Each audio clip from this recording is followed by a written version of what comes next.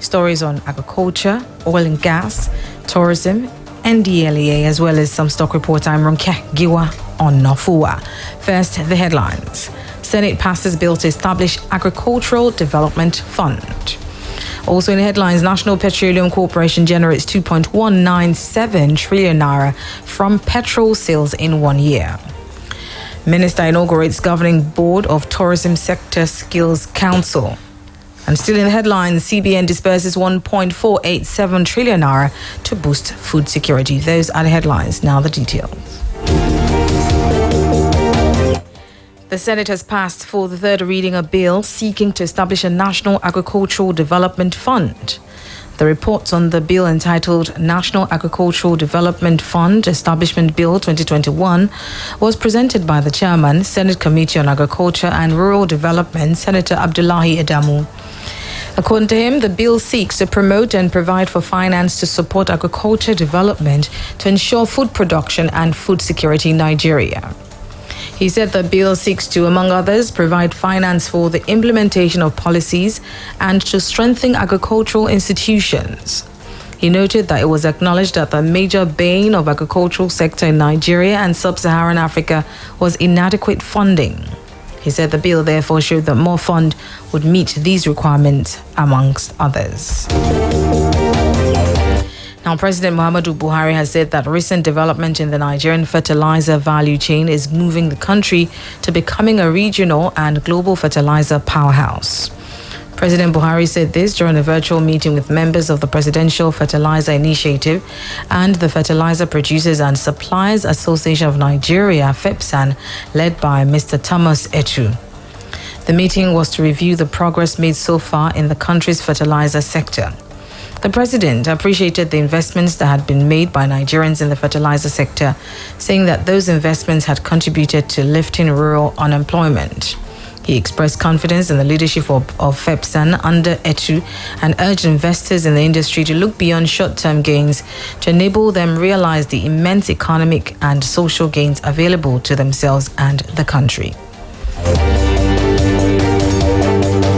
Now, President of the Senate, Ahmed Lawan, has said that the National Assembly is focused on strengthening regulatory mechanisms to ensure that our values as Nigerians do not suffer degeneration as a result of drug abuse.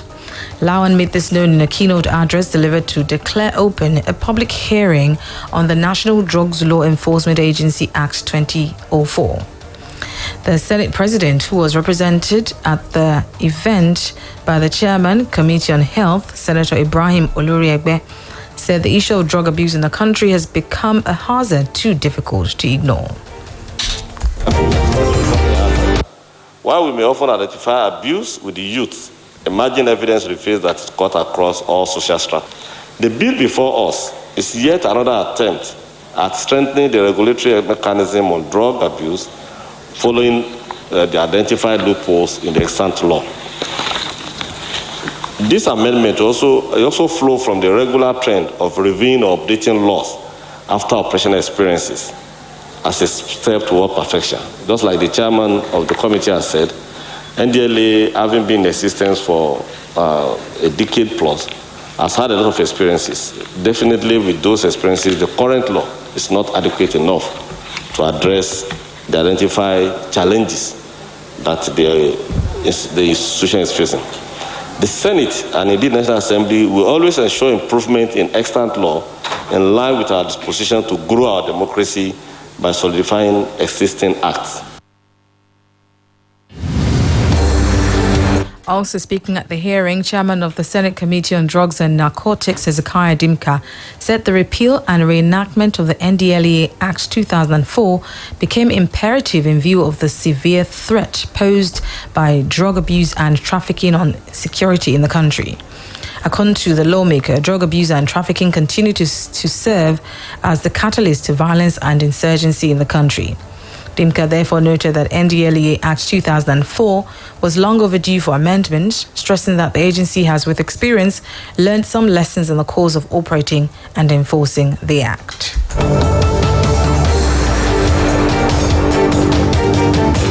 The Minister of Information and Culture, Alhaji Lai Mohammed, has inaugurated the Board of Directors and Trustees of the governing board of the Hospitality and Tourism Sector Skills Council of Nigeria, with a charge to take the sector to the next level.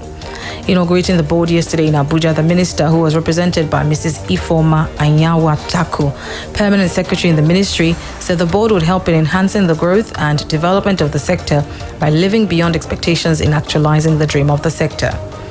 According to him, the composition of the board membership cut across the private sector-driven union, national bodies and stakeholders who were fully involved with professional skills, operations and services. He added that the National Board of Technical Education, NBTE, being the regulating board, has spelled out the roles and responsibilities that will be carried out by employers. The federal government on Thursday, through the NNPC Group General Manager, Mele Kyari, disclosed that it currently spends about 120 billion naira monthly on fuel subsidy. Mele Kyari further explained that the actual cost of importation and handling charges amounts to 234 naira per litre. The government is selling at 162 naira per litre, which amounts to a subsidy of 72 naira per litre bought. The group general manager, who avoided calling the payment a subsidy, said the NNPC pays between 100 to 120 naira billion a month to keep the pump price at the current levels, insisting that market forces must be allowed to determine the pump price of petrol in the country.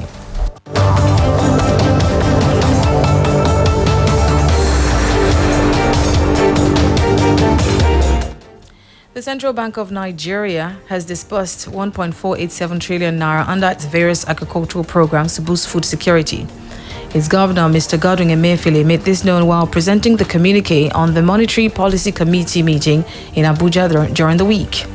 Emefiele said the Apex Bank disbursed 107.60 billion naira to 548,109 farmers cultivating 703,619 hectares of land between the fourth quarter of 2020 and the first quarter of this year to boost dry season output.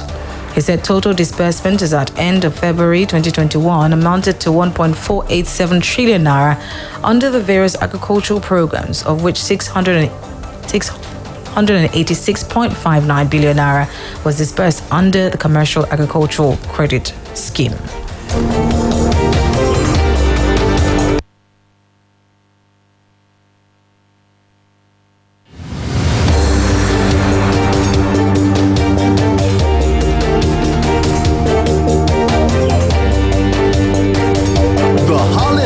Channel is back on DSTV and GoTV, and you can experience pure joy in the Lord's presence from the comfort of your home this Easter season.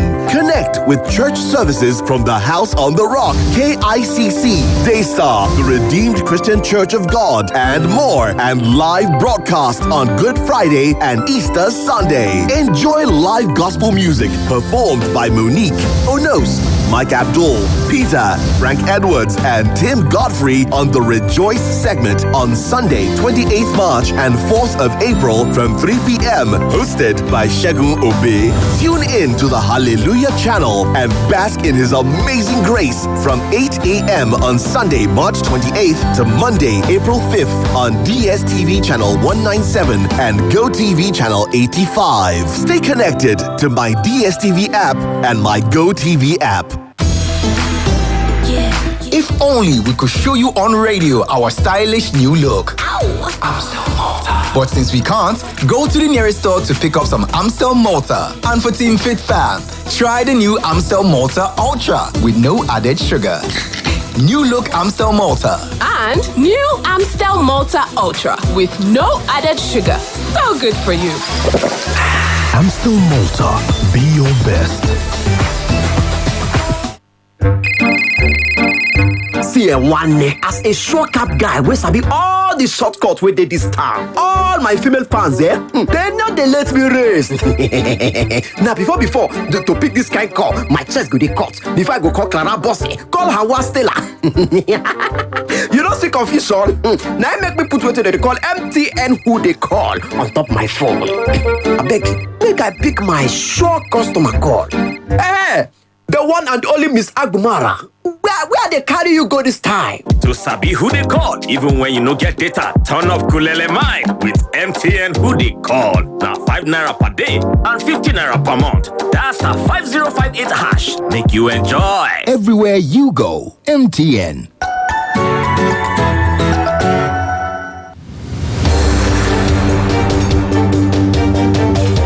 Welcome back. It's still the business news. Now, traders around Challenge, Odono, Ilewe Akpata Road in Ibadan, the Oyo State capital, have been advised to desist from displaying their wares along the road or be ready to face arrests. Commissioner for Public Works, Infrastructure and Transport, Professor Dawood Shongodoyin, gave the hint in a reaction to the ongoing road repairs and reconstruction at Challenge. Splash FM's correspondent Ayo Olubusi visited some of the areas of the reconstruction to feel its impact and people's reactions on the project. He gives details of his report in this package.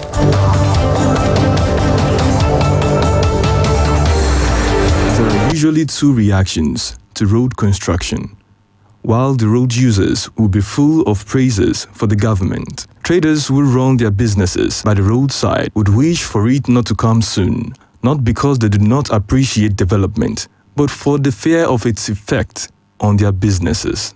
This is the situation at the ongoing construction of sections 1 and 2 of the 12.5-kilometer dualization of Challenge Oduono Ilewe Akpata Road in Ibadan by the Governor Seyi Makinde-led administration. While the proposed development is intended to improve the business and international status of the city of Ibadan, the expansion of the road has had implications for a variety of non-transport activities, specifically the roadside traders.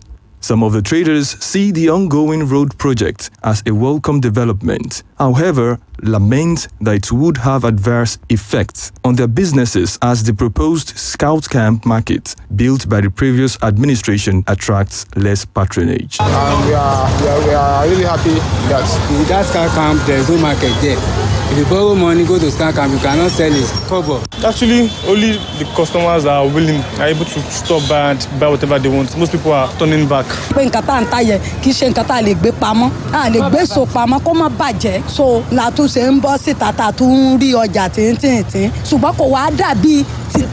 They, however, pleaded with the state government to give them at least 6 months to sort themselves. If the government can help us, and we have a family, we go and borrow this money, and there is no any other source that we can cope. We are pleading to the government to give us chance. The government can give us maybe a year or 6 months now. In his reaction to this, the Commissioner for Public Works, Infrastructure and Transport, Professor Dawood Shongodoyin, emphasized on the need for the traders to relocate to the scout camp market constructed by the state government. Anywhere in the whole world, there is what we call a designated marketplace. So you cannot trade on the streets. Why? You are exposed to many hazards. So that's why the government is saying, move. And that's it on Business Splash today on Splash 105.5 FM, the Integrity Station. Join us next week for another edition. Good morning. Thank you for listening. I'm Ronke Giwa-onafuwa. Mọ ohun tó ń ṣẹlẹ̀ ní àyíká